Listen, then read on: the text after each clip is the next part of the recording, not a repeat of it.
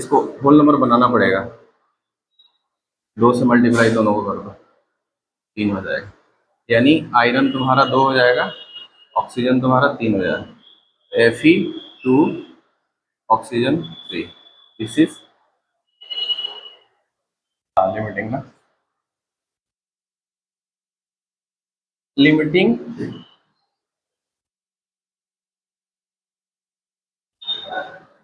Reagent, limiting reagent या फिर इसको रिएक्टेंट भी बोलते हैं। देखते हैं,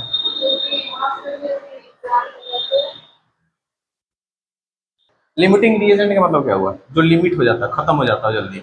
ऐसा रिएक्टेंट जो खत्म हो जाता है जल्दी। ठीक है, तो इसका रियल लाइफ एग्जांपल क्या होगा?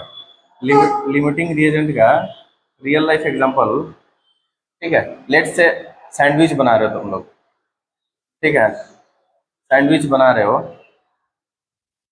ठीक है, तो तुम्हारे पास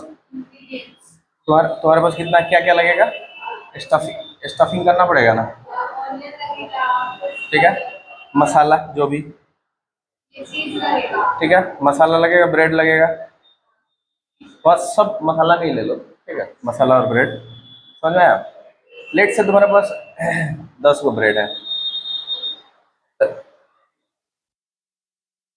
एक सैंडविच बनाने के लिए कितना ब्रेड चाहिए?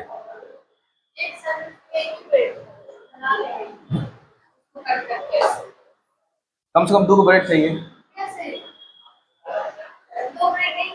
अरे ठीक है उतना, अरे बनाने वाला तो छोटा छोटा भी बना लेगा, ठीक है। अगर जनरली देखा जाए तो सैंडविच बनाने के लिए कम से कम 2 गो ब्रेड चाहिए ना।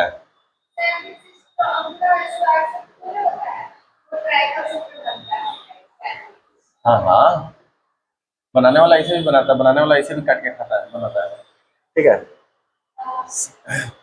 बनाओगे ना ऐसे करके 2 सैंडविच, ठीक है। तो ब्रेड तुम्हारे पास 10 गो है, तो सैंडविच कितना बनेगा? 5। लेकिन मसाला तुम्हारे पास बहुत सारा है। जब तुम्हारे पास ब्रेड ही नहीं बचा तो मसाला का क्या करोगे? बोलो, इसका मतलब आगे आगे सैंडविच नहीं बनेगा, मसाला रहते हुए भी सैंडविच सैंडविच नहीं बनेगा, बिकॉज सैंडविच बनाने के लिए नंबर ऑफ ब्रेड्स रिक्वायरमेंट चाहिए, ठीक है, समझ आया? मतलब लिमिट कर दे रहा है ब्रेड, आगे सैंडविच बनने से लिमिट कर दे रहा है। क्यों? क्या हम लोग बस ब्रेड ही नहीं बचा हुआ है, ठीक है। लेट्स से ये एक रिएक्टेंट है, ये एक प्रोडक्ट है, ठीक है, सॉरी, ये भी एक रिएक्टेंट है, एक प्रोडक्ट बना रहा है, ठीक है, समझ में आया? मतलब एक ऐसा रिएक्टेंट जो रिएक्शन को रोक दे आगे जाने से, ठीक है। मान लो, थोड़ा देर के मान लो ये 10 ग्राम चाहिए, ये तुम्हारा चाहिए 20 ग्राम, ठीक है, 10 ग्राम के लिए 20 ग्राम चाहिए, तब जाके यहाँ पे 30 ग्राम जो भी बनेगा, ठीक है, 20 ग्राम दे दे, ठीक है, और ये दे दे 20 ग्राम, ठीक है। तो इसका 10 ग्राम अलग से निकल के इसका 20 ग्राम के साथ मिल के 30 ग्राम बना लेगा, लेकिन ये तो 10 ग्राम अलग से बच जाएगा ना रिएक्शन में। तो इसका मतलब क्या हुआ? बोलो, ये तो एक्सेस हो गया, ज़्यादा हो गया, और ये कम है, ठीक है। इसका मतलब ये जो कम होता है ना, वो लिमिटिंग रिएजेंट कहलाता है। 10 ग्राम के लिए ये 20 ग्राम चाहिए, अभी 20 ग्राम ही दिया है, हम लोग के पास है, लेकिन ये हम लोग के पास ये कितना है? 20 ग्राम है, 10 ग्राम ज़्यादा है, तो इसका मतलब इसका 10 ग्राम इसका 20 ग्राम के साथ 30 ग्राम बना लेगा रिएक्शन में, ऐसा समझ में। और ये 10 ग्राम इसका बच जाएगा, और यहाँ पे तो कुछ है ही नहीं, इसके साथ रिएक्ट करेगा, ये 10 ग्राम जो बच रहा है एक्सेस में नहीं रिएक्ट करेगा, वैसे रहेगा एज इट इज, समझ में? जैसे it is the reactant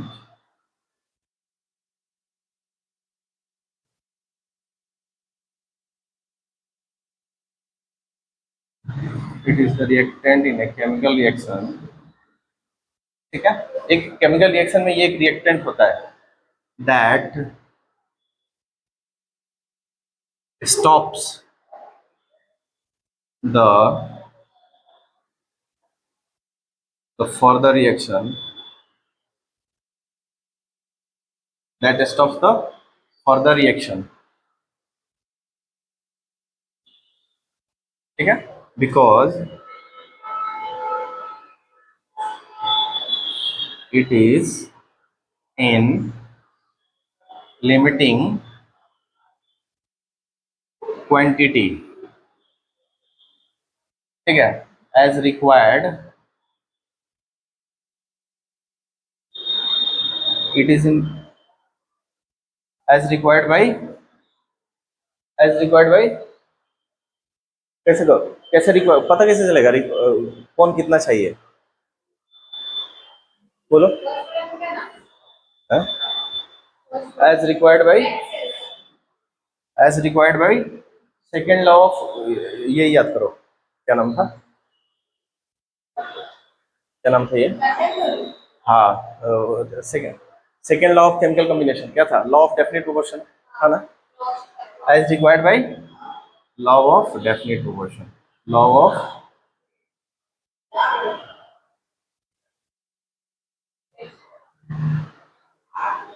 as required by law of definite proportion. ठीक है, लॉ ऑफ डेफिनेट प्रोपोर्शन में पता चलता है कि हाँ किस रेशियो में आएगा। ठीक है, अब थोड़ा सा बैलेंसिंग देख लेते हैं इक्वेशन का।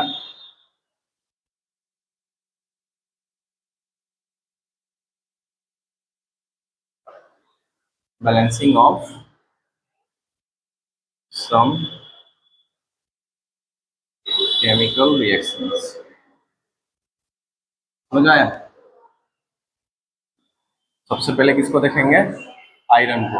आयरन को बैलेंस करो तो ये एक तुम्हारा सॉलिड है, ये तुम्हारा गैस है ऑक्सीजन, रिएक्ट करेगा क्या बनाएगा, Fe2O3, हमेशा याद रखना Fe2O3 बनाता है। ठीक है, इसको बैलेंस करो, मैग्नीशियम सॉलिड, ऑक्सीजन गैस, ठीक है, MgO, ये तुम्हारा सॉलिड, ये तुम्हारा सॉलिड। ठीक है, बैलेंस है, ये भी नहीं है, ये भी नहीं है। ठीक है, बैलेंस करो, बैलेंस।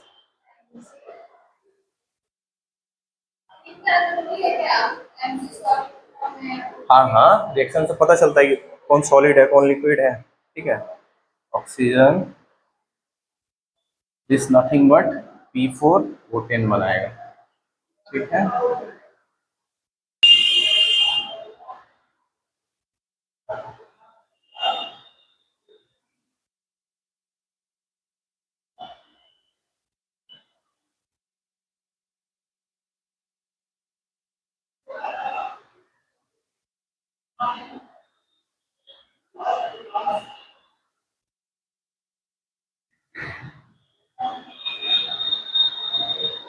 ठीक है, H2O है लास्ट वाला, तारतारी बैलेंस। तारतारी मतलब क्या होता है, तारतारी मतलब नहीं बताया था क्या, फास्ट फास्ट बंगाल में बोला जाता है।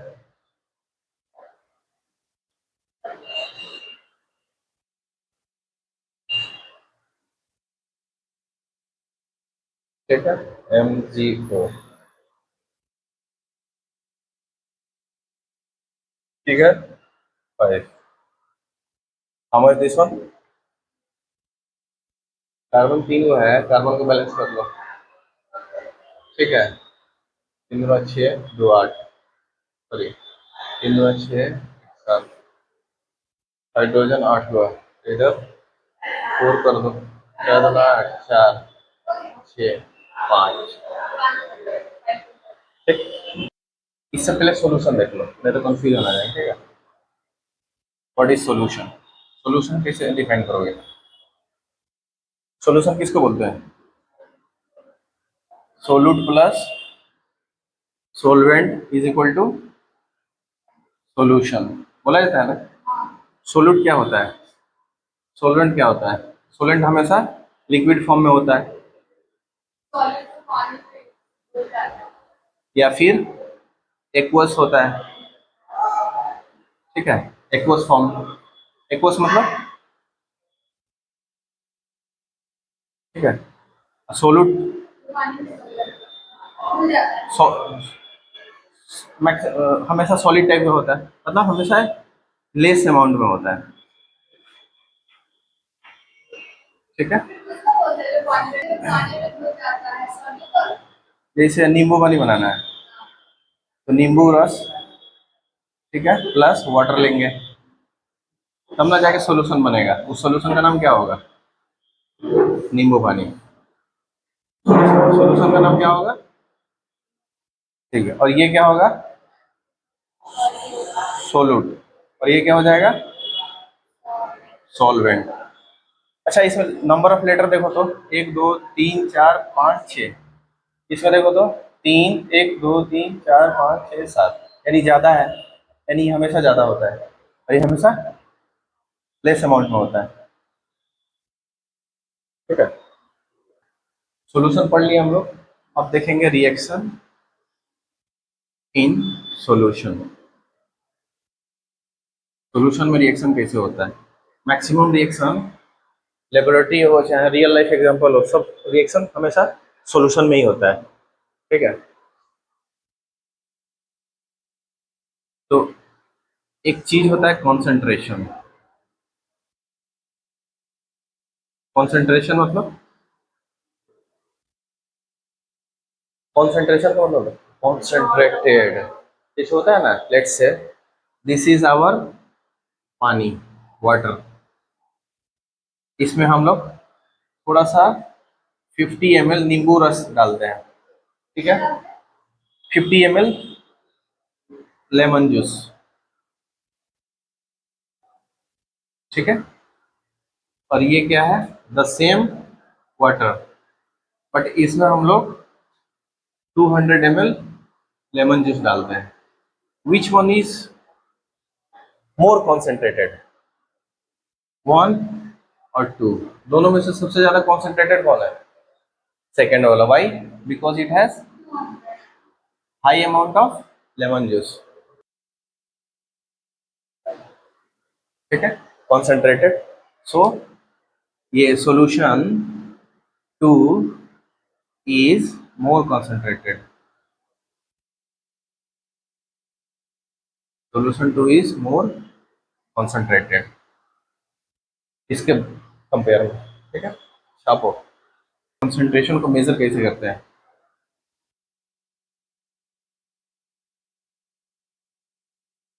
कंसंट्रेशन,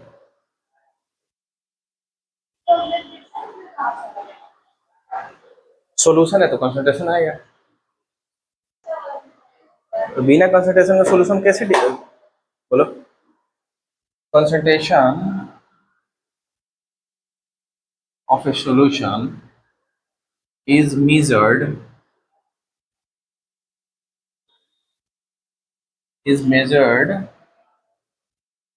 by, चार तरीका से माप सकते हैं, ठीक है। या तो मास परसेंटेज निकाल लो, या फिर उसी को वेट परसेंट भी बोलते हैं, ठीक है, ठीक है। या तो मास निकाल के पता कर लो। सेकंड तरीका क्या है? मोल फ्रैक्शन निकाल के पता कर लो, ठीक है, मोल फ्रैक्शन निकाल के पता कर लो। थर्ड क्या है? थर्ड मोलरिटी से पता कर लो, सबसे ज्यादा यही यूज होता है, मोलरिटी। हाँ, ज्यादा क्वेश्चन इसलिए ये, नहीं तो ये। जैसे मास तो कैसे भी निकाल सकते हो ना, कि किसी भी सॉल्यूशन में कितना हो, जैसे अभी हम लोग देखे, ठीक है, molarity. And fourth one is इसी का भाई है, इसको एम से डिनोट करते हैं, मोलरिटी, इसको छोटा एम से डिनोट करते हैं। चलो एक एक करके चारों को देख लेते हैं।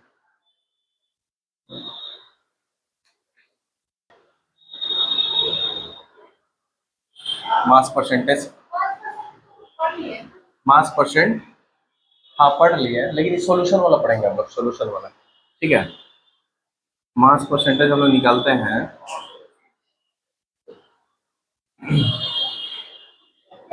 मास of सोलूट, mass of solution into 100। ठीक है, let's say this is 1 kg। ठीक है, वाटर, लेट्स से इसमें तुम 200 ग्राम लेमन जूस डाल दो। ठीक है, तो लेमन जूस का परसेंटेज क्या हो जाएगा, जल्दी बताओ। ये तो तुम्हारा सोलूट हो गया, और ये तुम्हारा सॉल्वेंट हो गया। ठीक है, तो मास ऑफ मास ऑफ सोलूट क्या हो जाएगा यहाँ पे, 200 ग्राम। मास ऑफ सॉल्यूशन क्या हो जाएगा, 20 + 20, ये दोनों मिलकर ना सॉल्यूशन बनता है। तो मास ऑफ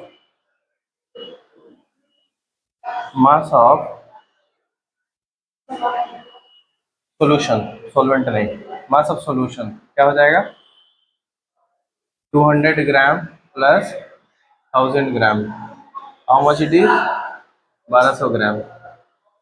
ठीक है, तो मास परसेंटेज कैसे निकालोगे, mass percentage is equal to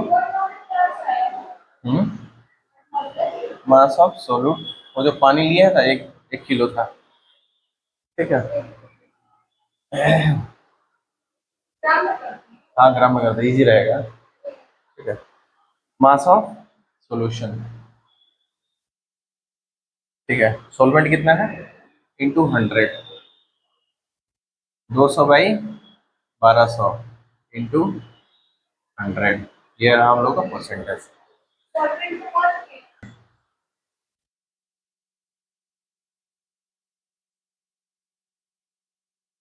mole fraction, ऐसा फ्रैक्शन जिसमें मोल का यूज हो। लिख लो। अगर इसको याद रखना है तो ऐसे ही याद रखना है, ऐसा फ्रैक्शन जिसमें मोल का यूज हो उसको क्या बोलेंगे, मोल फ्रैक्शन। ठीक है, तो लेट्स से ये ए है, ये बी है, दोनों मिलकर क्या बना रहा है, ए प्लस बी का एक सॉल्यूशन बना रहा है। ठीक है, तो ये मान लो कोई एक एक टाइप है, ये एक टाइप है। ठीक है, कंपोनेंट 1, कंपोनेंट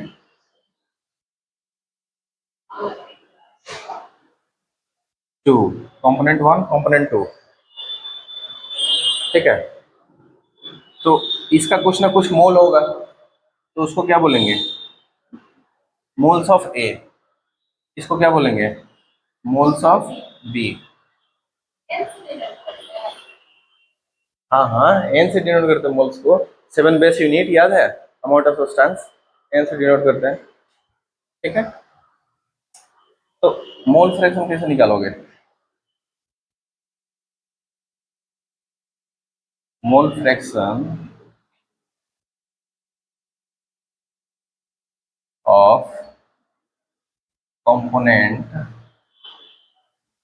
ए, तो कैसे निकालोगे, ए का पहले मोल लेना पड़ेगा, ए का पहले मोल लेना पड़ेगा, बाकी नीचे क्या रखोगे, ए का मोल प्लस बी का mole, mole fraction of component A. इसको ऐसे भी डिफाइन करते हैं हम लोग, एक्स ए, एक्स का मतलब फ्रैक्शन, ए मतलब कंपोनेंट ए का मोल फ्रैक्शन, एक्स मतलब यहाँ पे लिख लो मोल फ्रैक्शन, मोल फ्रैक्शन ऐसे लिखा जाता है। ठीक है, N A, N A plus N B. ठीक है, वैसा ही mole fraction of component B क्या हो जाएगा,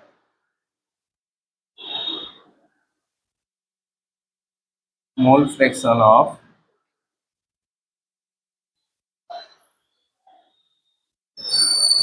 कंपोनेंट बी कैसे डिनोट करेंगे, डिनोट करेंगे हम लोग, ऐसे डिनोट करेंगे एक्स बी। ठीक है, क्या लिखेंगे, अगर बी है तो ऊपर बी का मोल लेंगे और नीचे सेम रखेंगे, mole of A, mole of B, ये हम लोग का मोल फ्रैक्शन है।